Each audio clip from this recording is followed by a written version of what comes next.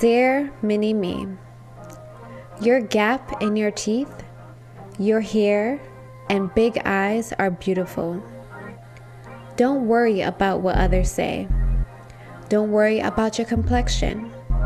It doesn't matter because you are beautiful. Hey everyone, it's Empress Lanice, and right now you are listening to Dear Empress and Friends podcast. Welcome to Dear Empress and Friends podcast. I'm your host, Empress Lanice. On this podcast, I share real life stories on how to live beyond our own limits. And on today's episode is from my chapter 5 of my book, Dear Empress, You Were Born a Star.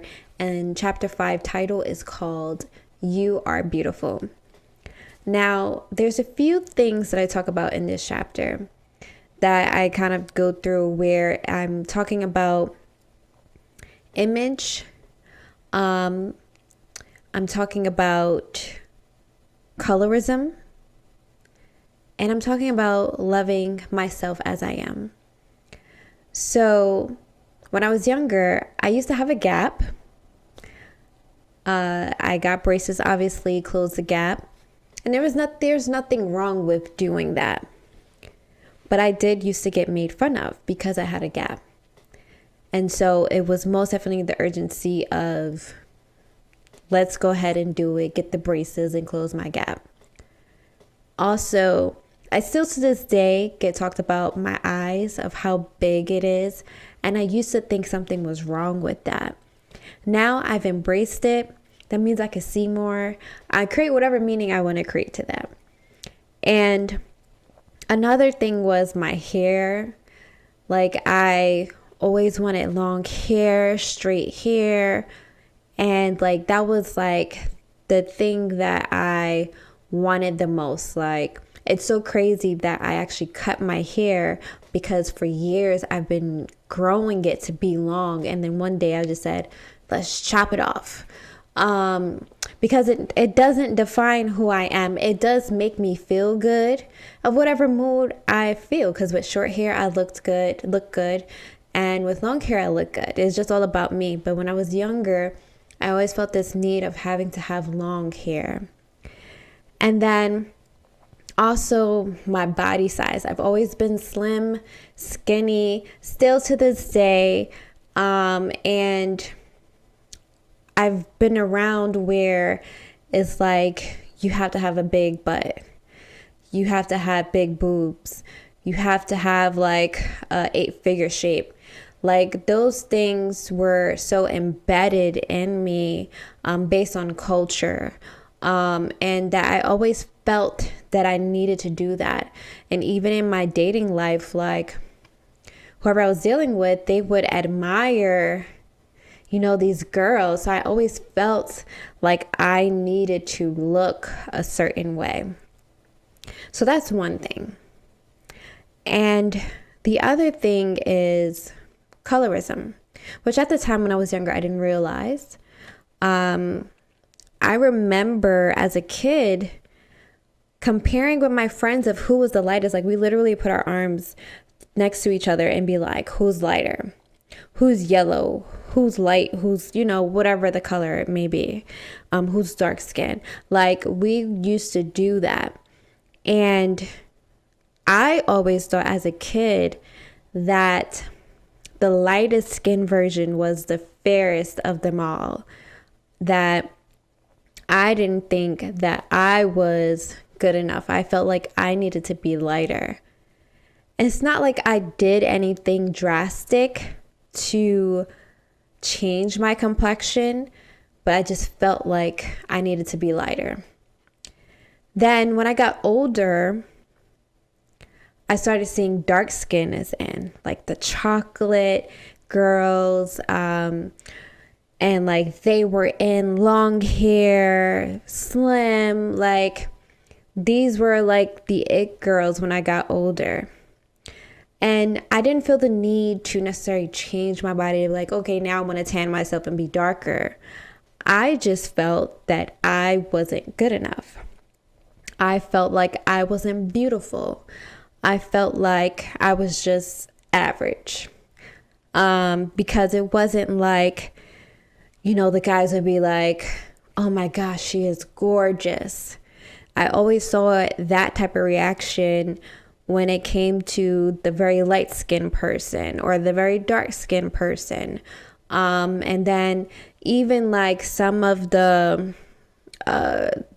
commentaries back and forth that I would hear, it was always like light skin versus dark skin.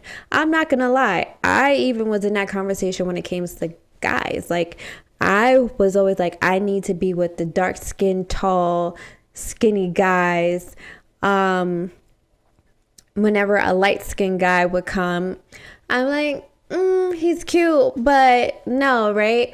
And I guess I developed that because of my environment and the conversations that I was in.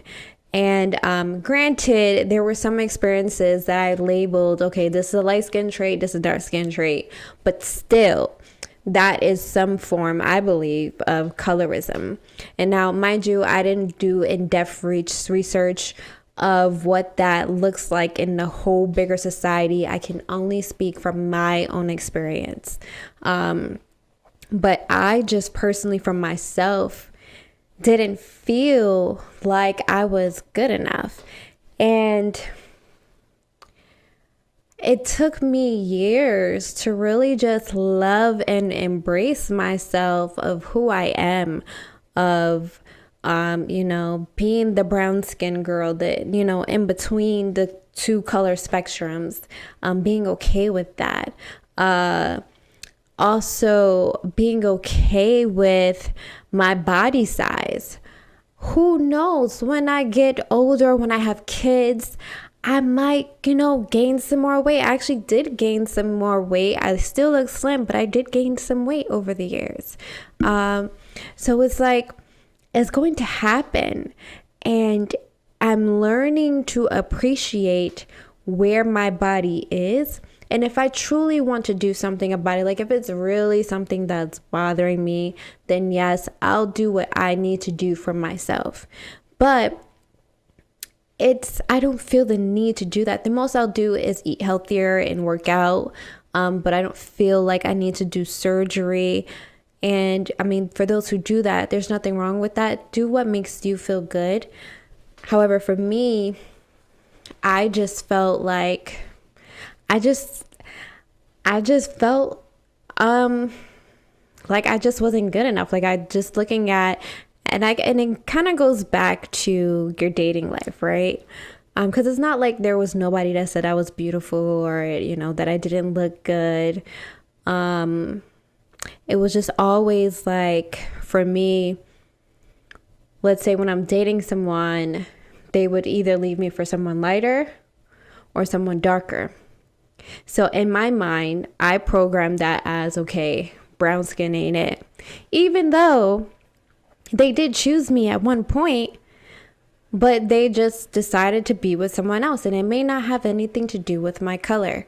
But as a teenager, as a kid growing up, I kind of put that there because it was just a continuous thing that kept happening. And it was conversations that were happening, like going back to as a kid, who's the lightest? Put your arms together and see who's the lightest. Why did we even think about doing that? Where did this come from? I do think this is something embedded in us, because I don't think as kids we just go say, let's compare ourselves. I think this is something that's in our DNA, or cultural DNA, that we just happen to speak about it and it just comes out so natural. But I'm learning to love myself as I am, who I am. And there's nothing wrong with that. There's a person for me. There's a person or people that will love me as I am, that think I am the bomb, the most beautiful person in the world. And it's okay. And even with, me talking about, me having a gap. I mean, granted, I think it might be a tradition where if you have a gap, get braces. Or if your teeth is crooked, get braces. I did have braces, couldn't keep up with it. So that's why if you see in this video, like my bottom teeth is looking crazy. But I've learned to accept that because that used to be a bother for me. And I am going to do something about that. Because it's still to my standards. I would like to have my teeth straight. But I've learned that it's from my standards. It's not from what somebody else told me. It's not because somebody made fun of me. Nobody talks about it. I don't even know if people notice status. I just pointed it out. Now you guys are probably going to look back in the videos and replay to really look too deep into it. But for me, it's something that I want to do for myself. And I'm finally okay with that, of making a decision for myself, because that's what I truly want to do. Not because someone made fun of me, not because someone said I needed to do it, not because of what I see in cultural society. I'm just okay because this is what I want to do. Like today, I put this wig on. Obviously, that's not my hair. My hair is short. I did a short cut, but I feel beautiful. Just as I feel beautiful with my short hair.